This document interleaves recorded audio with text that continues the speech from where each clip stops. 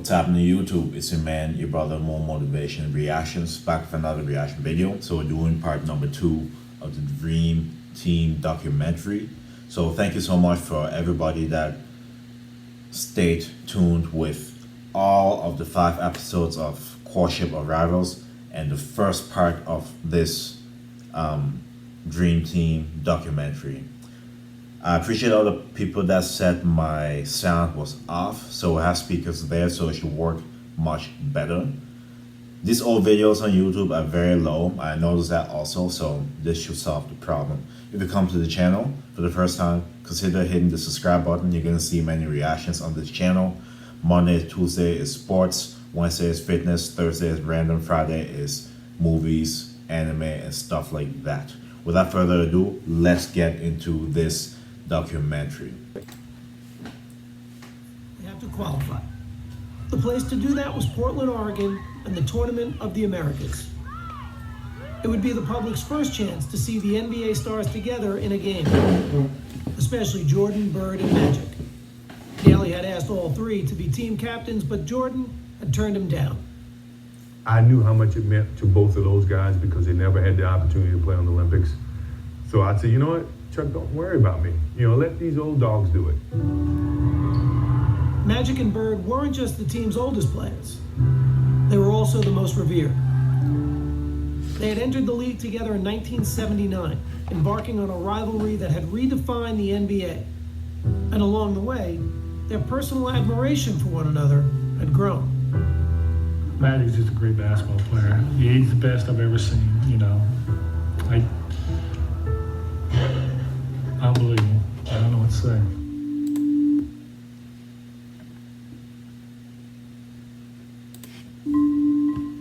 In 1992, they'd be getting the chance to share the ball. But the opportunity would be coming at the end of their careers. Bird had given his soul to the game.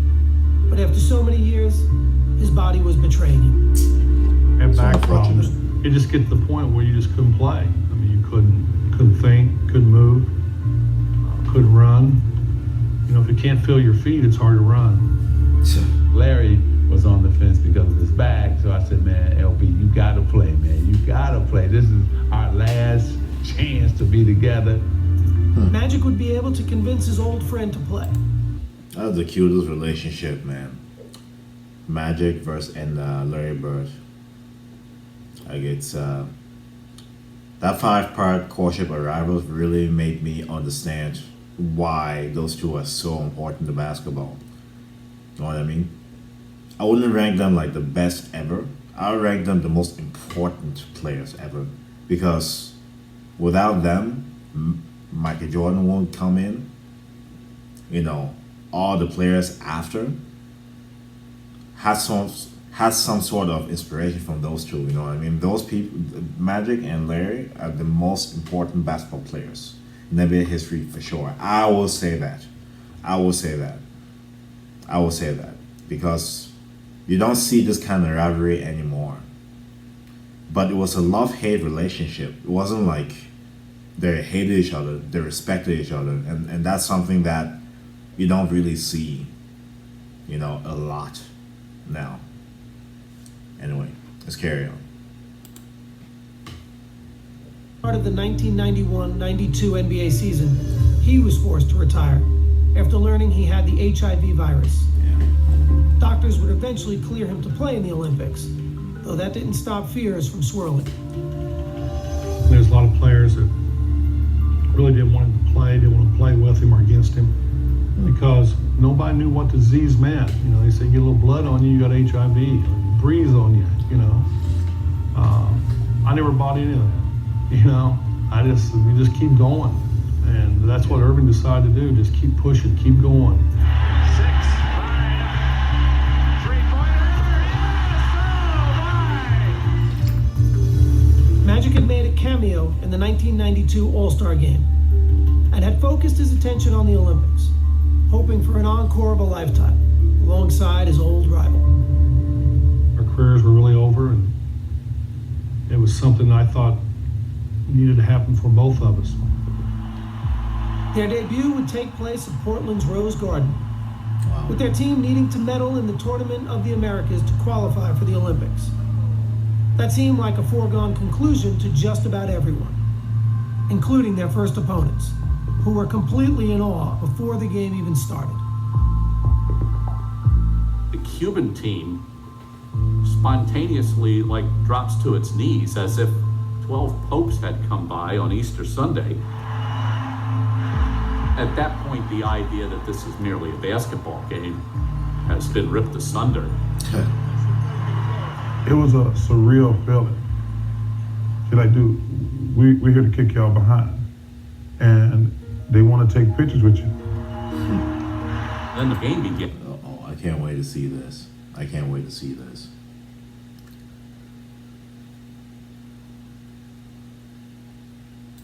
And Magic and Larry come out together, two guys that had saved the league. They wouldn't even be playing this game without those two. And Magic passed the ball, Larry makes the first basket. Banking in, goes to the fadeaway. I mean, it just didn't get any better than that. The U.S. was off and running, and the result was a thing of beauty. Johnson leading the break. And no one seemed more excited to be sharing the court than the co-captains. Bird for three. Opening night was a smashing success, but the outcome never in doubt. Bullet from Magic. And late in the game, Wow. fans in Portland decided they wanted a curtain call from a three-time MVP. The crowd start cheering, Larry, Larry, Larry.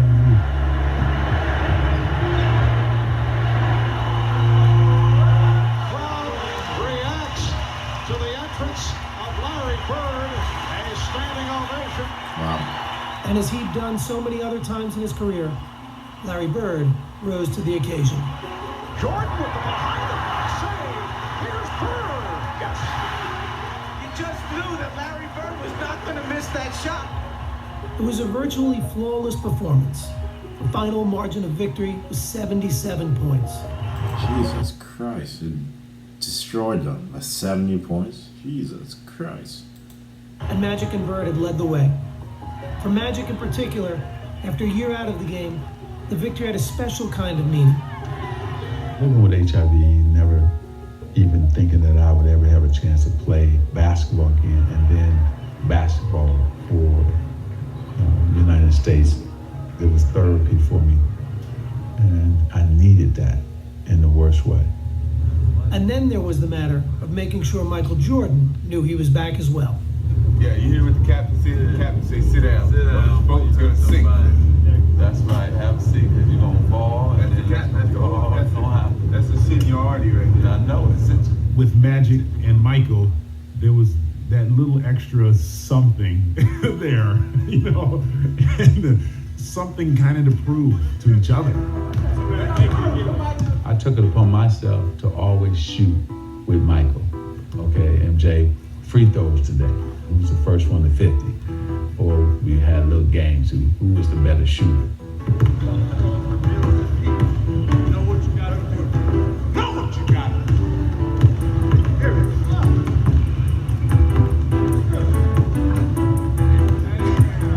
He didn't want to relinquish that control of the 80s, in a sense, even though we were going into the 90s. Don't touch the phone. One hand, don't touch it.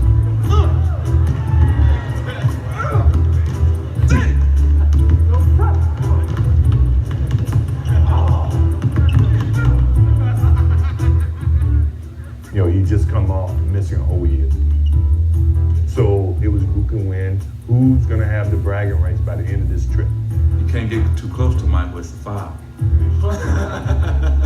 You haven't committed a foul in almost a year and a half, man. How can you talk? Michael's always tried to let people know that he's a top dog in whatever. That's just his competitive mode.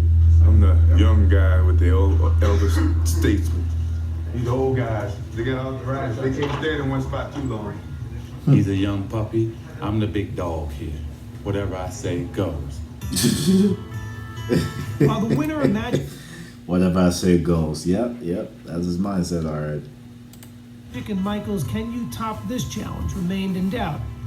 When it came to facing the competition in the Tournament of the Americas, the team stood united. When we took the court in Portland, which, we're on home ground, we wanted to showcase to the fans who will be representing them. The lead is 30. Steele. Jordan. I'm gonna send a message around the world today that y'all can give it up. You foreigners can give it up. Steele. Stockton has Monte. Goes the other way. Stockton set him up perfectly. The Americans won their 6 games at the tournament by an average of 50 points. All right, Larry, your impressions of tonight's game. The gold medal was no surprise. But what was unexpected was the team's interactions with their opponents, who showered them with adulation before, after, and even during games. Patrick Johnson and Oranga shaking hands after the shot. The Tournament of the Americas had served its purpose. The U.S. And also, even now, right? You don't see that kind of respect with foreigners versus the USA, like basketball now. You don't see that anymore. You don't. You know what I mean? You don't see that. Barcelona games, and given the world its first glimpse of what was coming later that summer. I just want to say this is just a small step in what our goal really is, to get to Barcelona, win the gold medal, and bring it back where it's supposed to be. Thank you. Where it's supposed to be.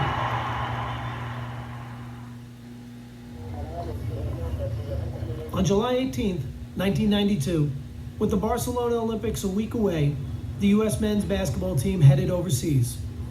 Straight back into the left, trying to move forward. They would hold several days of practice in Monte Carlo and play one more tune-up before heading to the Olympics.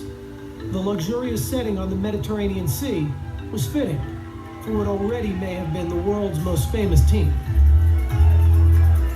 Monte Carlo is one of those glamorous cities, and here we were with the most glamorous team ever. So it's kind of a rock star-ish kind of a thing. The players were relaxed and confident, and willing to admit there was more to the trip than just basketball. I don't worry about playing basketball. That comes natural. I just want to have fun. David Robinson, Patrick Ewing, Michael Jordan. This is like spring break in the ghetto. The opulent resort town was a playground waiting to be explored, and the players weren't shy about enjoying themselves. Are y'all filming me? Now look. The scene in Monte Carlo was great. It was just breathtaking. I was down on the beach, just kind of trying to enjoy some of the scenery. We know what you're talking about. Paradise. I think every team in the NBA should train here, actually. They need to get a team here. Every day we got back to practice, we did a beeline to the swimming pool, because all those girls were laying out topless. I'm going to be in that pool so much the next 2 days. I don't think I'm on the swimming team in Barcelona. We're all out there with our significant others, and all these women walking around topless coming, can I have an autograph? So I signed it, and Michael pops me in the tower and say, usually you tell everybody no, but because this lady comes over topless, you're going to sign her autograph. My wife looking at me like... The best part about it was Patrick Ewing buying the beer at the pool. $7 a beer, I never heard of that. If you're a professional athlete and you're not single, I applaud you. I applaud you for being loyal. I applaud you because the rarity of that is large. If you can do that, I applaud you. I didn't know how much beer was. One thing you don't want to do is drink beer with Larry Bird. Larry Bird drinks Budweiser, which Budweiser is the strongest beer in the world. And my head hurt for like 2 days. That's They were funny. used to being opponents, but Monte Carlo was proving to be the perfect place to find common ground. I got the coach, that means we get to go first. Michael Jordan enjoys his golf, as did Chuck Daly.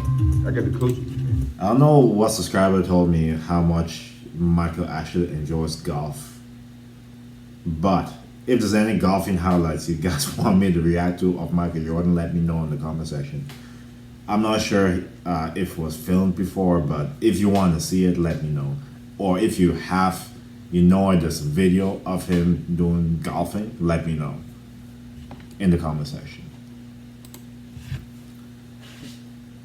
Carte blanche, you know what I mean? Michael and Chuck played almost every single day, if not every day. Come off the hill. That may be green, Chuck. Chuck was playing his practice schedule around our golf time. That to me was ideal. Play a little bit of basketball, play a little golf, and you're in Monte Carlo. Yeah, it sounds like a basketball. The relationship that a head coach has with his main guy is incredibly important. Chuck's ability to get Michael is amazing because think of how bitter enemies they had to be. Chuck devised the defense that drove Jordan out of his mind. And yet, here they are playing golf together. Jordan could really have unbelievably bad feelings towards Chuck. Chuck understood that, and he embraced them. Chuck, I mean, I gotta give you this. I gotta give you. They shoot 72. I watched that. That was a bonding thing for me and Chuck. Always been a thing that I treasure just as much as being a part of the team. For Jordan, golf was only one part of the whirlwind schedule, which his teammates were discovering was just the way he liked it. What are you doing today, Josh? You want to see? I remember thinking that, does this guy ever sleep? Golf, 36 holes. I'm playing it tomorrow too. He would do more things and be ready to practice and play as much as anybody. You really lost golf.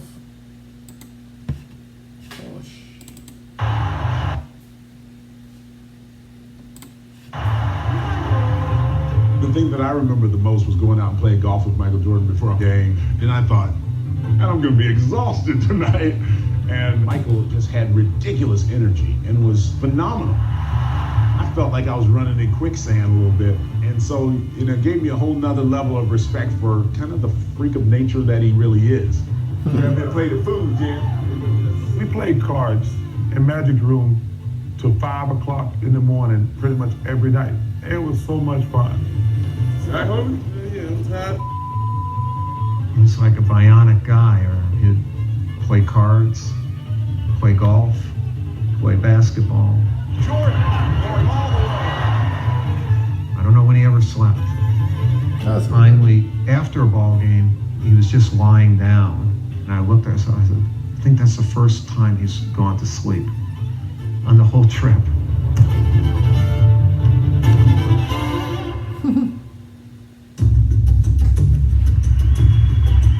After a few days in Monte Carlo, the players returned to the court for an exhibition against the French national team. Everybody had their eyes on one team. We could feel that it was such talent and such incredible skill, and it was just such a pleasure to watch. The Americans won the game easily, even if their performance was far short of seamless. It wasn't a great game. A lot of sloppy passing. I didn't like any of it. It was a terrible game, and U.S. looked half interested. And so Chuck kind of the next morning in Monte Carlo, even though everybody was a little hungover and tired, had to really kick their butt. I love that. I love that. The old-fashioned way, man. Make them pay for not bringing their best. Chuck says, okay, this is what's going to happen. We're going to play it like a real game. We're going to play 4 quarters. We had me, Scotty, Mullins, Bird, and Patrick. And Magic had his 5. We weren't going to change that team at no point in time. You got your 5, I got my 5. We gave them the college guy. You can have Christian Laettner. We don't want him. You can have him. That's hilarious. He's just over there waiting to tag in.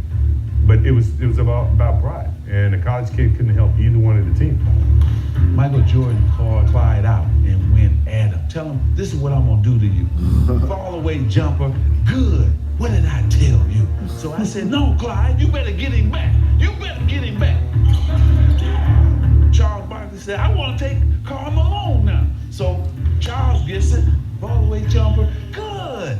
I said, oh, Carl, you got to get him back. You better go down there and get him back. Carl went right at him, jump shot. You ain't nothing. You ain't nothing, Barkley. So then I came down.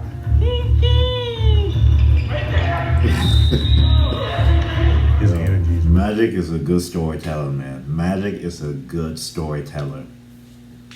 He's a good storyteller. Real high, he feels like he's in an opportunity to prove himself. Damn. Showcase that, hey, look, I'm still Magic Johnson. I still dominate this game. That's all right. We go from here. Magic was saying, you ain't the guy, and you got other players in this gym. Don't be cheating on me. It doesn't take much to get Michael going. Just a little something to tweak him, and it's on. He never liked to lose. Mike always got that look. When you see that look, then you know just get in the damn ball and get out the way. As much as it was 5-on-5, you could see in Monte Carlo that it was gravitating towards, okay, Michael and Magic. Magic was hesitant to surrender his place on the mountaintop. And Michael, being Michael, he needed to say, no, I'm on the top of the mountain now. Magic was saying, look, NBA's not yours yet. You know, I'm still here. Michael's like, no, it's over. This is mine. And the funny thing was Larry was sitting on the side, going, it's his. Chuck realized the competition aspect was getting a little bit too high. Killing everybody on our squad. He wanted to end practice, but Magic didn't want to end because he wanted to keep playing because we just kicked his ass. How you like that ass kicking we gave you? No. Come on now. Well, y'all got the first quarter of practice. By the time practice was over, even Magic had to acknowledge basketball's landscape had been changed forever. Larry and I were talking, and Michael walks in, and he says, "There's a new sheriff in town." And we both hit each other like, well, he's not lying. Monte Carlo was kind of a turning point. Walls started to come down from, when you're playing against each other, you have these rivalries. These are my teammates now. They're guys that, that I'm looking towards for support. It seemed like we became more friends than anything else. The players were off to Barcelona, headed to the Olympics, unmistakably as a team.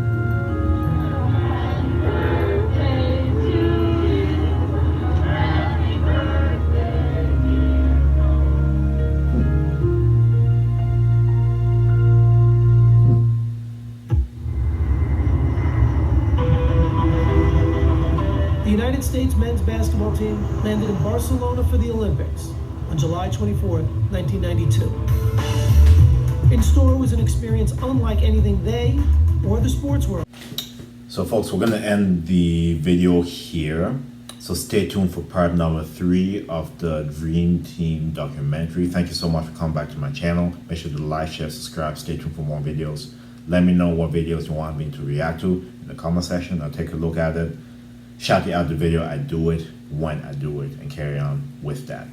Like always, get better every day, optimize yourself. I'll see you in the next video. God bless you.